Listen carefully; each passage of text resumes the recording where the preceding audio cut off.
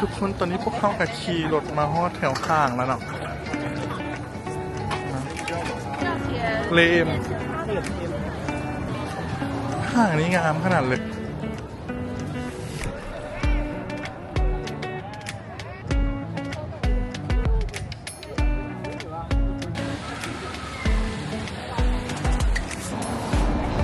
เรามานั่งชมวิวเมือง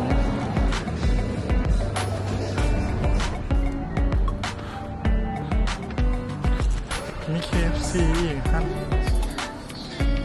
เขาต้องสั่งสแกนสั่งแล้วทุกคน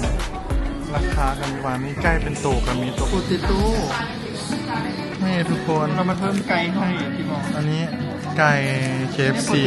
ไก่ทอดเนาะกันน้ำมะเกียง KFC น้ำมะเกียง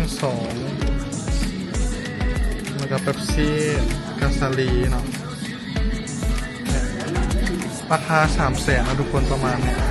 คู่ซ้ำนี่แหละว่า300,000ไปกีบนะทุกคน